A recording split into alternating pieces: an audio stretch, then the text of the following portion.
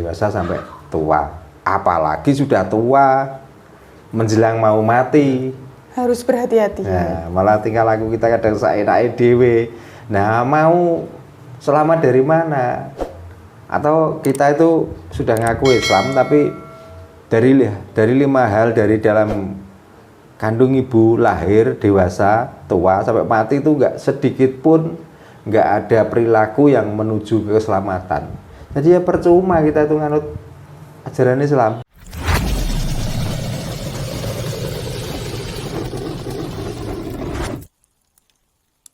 Saya itu juga pernah dengar, Mbak, bahwa kata Islam itu terbentuk dari 5 kata. Dan itu adalah Isa. Isa artinya wiwitan. Dan subuh adalah lahir, duhur dewasa, asar tua, dan maghrib mati. Menurut Mbah Darno itu gimana penjelasannya? Ini artinya tuh pernah mendengarkan dari orang lain terus bertanyanya ke saya gitu. Karena setiap orang itu mempunyai pendapat masing-masing ya. Jadi saya juga tidak menyalahkan orang yang menjawab seperti itu, tapi menurut saya sendiri sebenarnya itu sudah benar ya, bahwa Islam itu adalah selamat ya, arti dari Islam itu adalah orang yang mencari keselamatan. Nah, sejak kapan mencari keselamatan? Karena Islam sendiri terdiri dari 5 hal. Kalau diartikan dengan huruf abjad Indonesia ABCD, Islam itu terdiri dari I, S, L, A, M. Nah, itu diartikan, banyak yang mengartikan atau ada orang juga yang mengartikan tadi bahwa Isa adalah wiwitan ya. Lalu subuh adalah lahir, lalu L adalah duhur artinya itu dewasa, A adalah asar artinya menginjak tua, M adalah maghrib artinya mati atau meninggal dunia. Nah, dengan arti Islam adalah mencari keselamatan, maka Islam itu sejak kapan kita itu mencari keselamatan? Ya, sejak mulai diawali atau wiwitan kita itu dibuat atau kita itu waktu di dalam rahim ibu. Nah, itu yang dinamakan wiwitan. Wiwitan manusia itu pertama itu di kandung ibu, di dalam rahim ibu. Lalu yang kedua itu lahir. Setelah lahir mulai bayi sampai menginjak dewasa, maka di situ diartikan duhur. Nah, dari bayi sampai menginjak dewasa itu kalau bisa, ya kita harus perilaku yang baik, berperilaku yang sopan santun, berperilaku yang budi luhur. Supaya apa ya? Supaya kita tuh bisa selamat. Apalagi setelah dewasa mau menginjak tua. Nah, kalau kita nggak hati-hati, terus hidup kita itu ngawur, kita tanpa memperdulikan orang lain, apalagi kita itu tidak tahu tentang arti Islam atau keselamatan itu, ya malah rusak hidupnya. Dewasa sampai tua, apalagi sudah tua menjelang mau mati harus berhati-hati. Nah, malah tinggal laku kita kadang saenake dhewe. Nah, mau selamat dari mana? Atau kita itu sudah ngaku Islam tapi dari 5 hal dari dalam kandung ibu, lahir, dewasa, tua sampai mati itu enggak sedikit pun enggak ada perilaku yang menuju ke keselamatan. Jadi ya percuma kita itu nganut ajaran Islam, karena Islam artinya mencari jalan keselamatan ya, tuh. Tapi bagi saya sendiri begitu juga boleh. Namun kalau saya sendiri, Islam itu adalah rukun dari syariat Islam itu sendiri. Jadi Isa artinya itu syahadat, subuh artinya sholat, duhur artinya zakat, asar artinya puasa, ya, maghrib artinya haji. Juga sama artinya. Cuman saya memakai bahasa lain, karena Islam itu I iku jidat, terus S itu rolat, ya, L lukat, ya, A patso, M itu moji. Sing dimaksud jidat adalah orang yang mau menuju ke keselamatan, satu harus kita mengucapkan syahadat, atau kita harus mengakui dan menyaksikan hidup kita itu sendiri, ya. Jadi I itu adalah syahadat. Jadi benar, saya juga pernah melihat dari media bahwa syahadat itu kita sudah berani menjadi saksi, tapi kita tidak tahu apa yang disaksikan itu artinya itu goroh gitu. Jadi kalau sudah berani menjadi saksi, ya harus tahu apa yang disaksikan waktu itu. Jadi apa waktu itu yang disaksikan? Ya yang disaksikan pertama itu adalah dari bapak dan ibulah kita itu ada. Jadi kalau bahasa agama, ya bukan bahasa agama, saya juga orang Islam.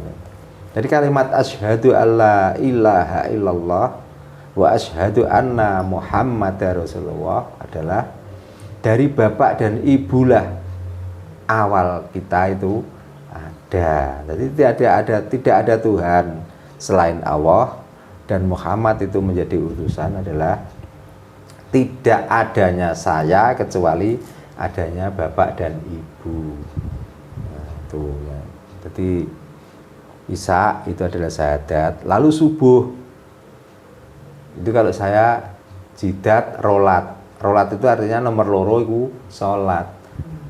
Nah, dengan subuh itulah karena kita sudah berada, maka dengan keberadaan kita yang lengkap, yang utuh ini, kejadian dari kumpulnya bapak dan ibu adanya saya atau kalian semua, karena kita sudah diberikan organ tubuh yang utuh, maka sholat artinya kita itu menggerakkan organ tubuh itu.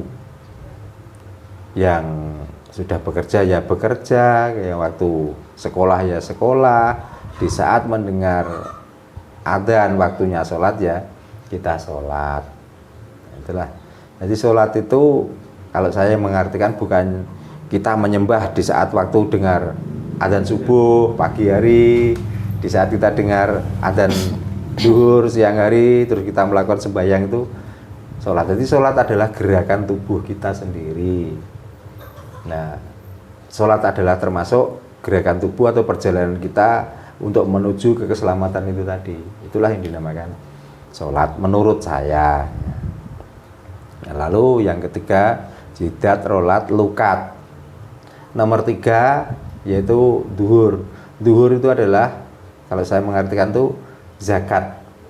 Dalam arti zakat di saat kita bekerja, karena tadi membicarakan tentang sholat ya. Sholat itu artinya bekerja, dan bekerja itu bukan hanya mencari upah saja, tapi bekerja adalah gerakan manusia yang menghasilkan, atau gerakan manusia cara menyembah untuk menyembah Tuhan itu juga sholat. Nah, hasil dari itu semua, kalau kita ada kelebihan, maka wajiblah kita itu memberikan zakat kepada orang yang tidak mampu. Jadi yang dinamakan zakat itu adalah pemberian orang lain yang merasa mempunyai, diberikan kepada orang yang tidak mampu atau kekurangan, itu namanya zakat. Gitu. Jadi kalau zakat diartikan membangun ini itu bukan, kalau saya sendiri bukan zakat itu menyumbang pembangunan. Karena zakat artinya orang yang kaya memberi orang yang miskin, atau kita lebih memberi orang yang kurang, itu namanya zakat. Jadi kalau kita itu ingin selamat, di saat kita itu punya, di saat kita itu ada, jangan pernah segan-segan untuk membantu orang lain, untuk memberi orang lain. Karena dikala kita itu memberi orang lain, energi bumi yang positif atau bion-bion positif itu akan kembali kepada tubuh kita atau badan kita itu sendiri. Nah, lalu dengan bion-bion yang positif atau energi positif dari bumi itulah akan mengeluarkan bion positif lagi, akhirnya yang tadinya memberi 1 itu akan mendapatkan limpahan 2 sampai 3. Tapi bukan karena pahala dari kita memberi itu, bukan. Dari niat kita yang positif, maka positif itu akan kembali. Gitu loh. Jadi kita nggak usah memberi ini akan mendapatkan pahala, dan memberi ini nantinya akan mendapat surga. Nggak usah seperti itu. Jadi kita itu kalau tendensi pada nanti surga dan lain sebagainya, apakah kalau kita itu memberi tanpa ada surga, itu kira-kira nggak pantas kita memberi? Kan gitu. Kan sayogianya kita itu nggak usah berharap ke situ. Mau dapat surga, mau dapat neraka, ya sudah. Yang penting kita itu bisa, selagi kita itu mampu, berikanlah. Nah, bumi inilah yang akan menjadi saksi, dan bumilah akan yang mengembalikan dengan energi positifnya, sehingga kita itu juga dimurahkan rezeki.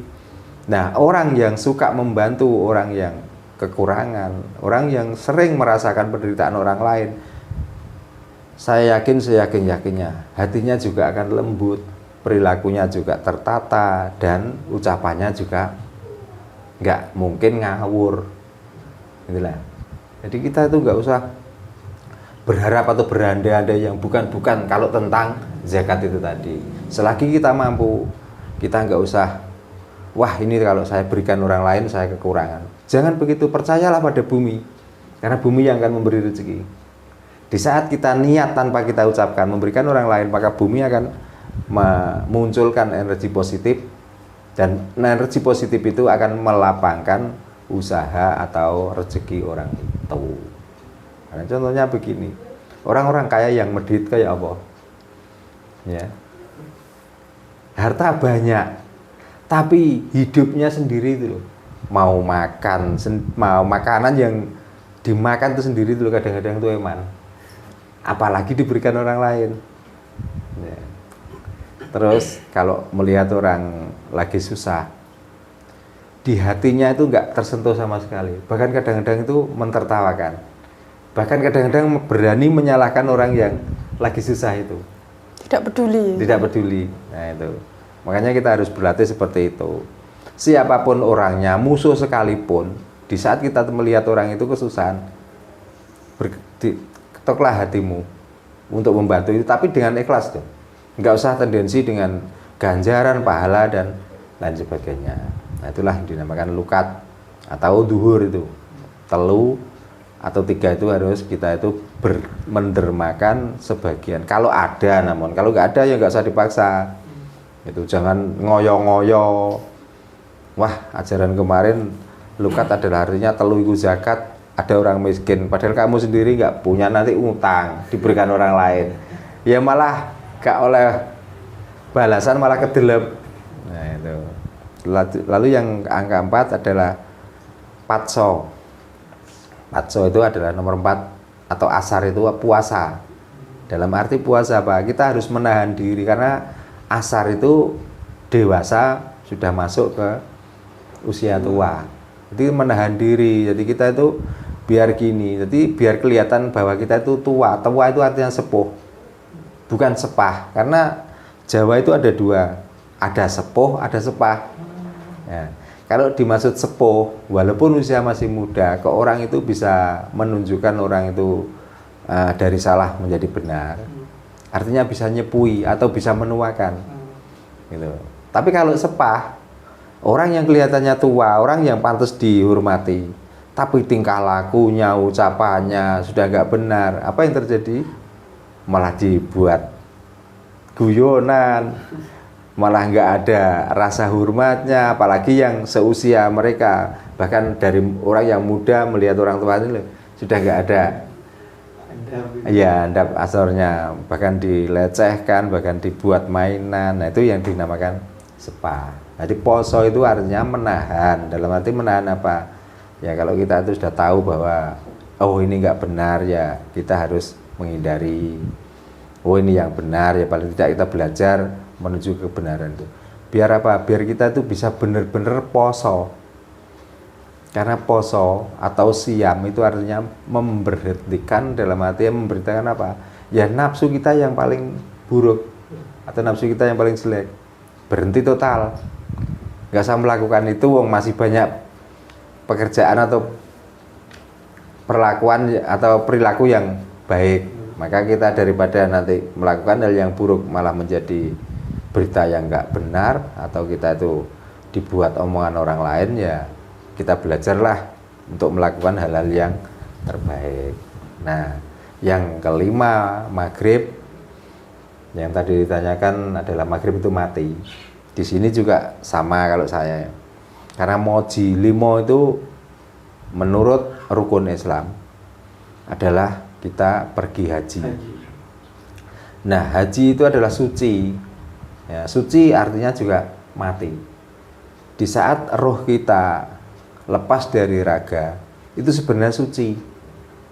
Karena roh tidak ada di dunia, maka roh mempunyai tempat lain, maka menuju ke tempat roh itulah yang dinamakan haji, atau kembali menuju ke kesucian roh itu sendiri. Makanya dengan asar tadi, dengan poso tadi, itu adalah salah satu cara untuk menuntun roh kita itu supaya menuju ke tempat roh yang suci lagi. Maka kita harus menahan hawa nafsu, perilaku yang buruk, ucapan yang buruk, apa saja ya yang tidak membuat orang lain itu senang, membuat orang itu susah, membuat orang lain itu berprasangka buruk. Kita hindari semua supaya kita itu di saat masuk ke rukun Islam yang kelima, di saat kita haji itu benar-benar sudah suci. Itu menurut versi saya. Jadi 1 syahadat, 2 sholat, nomor 3 zakat, nomor 4 puasa, nomor 5 haji, sesuai dengan syariat rukun Islam yang 5.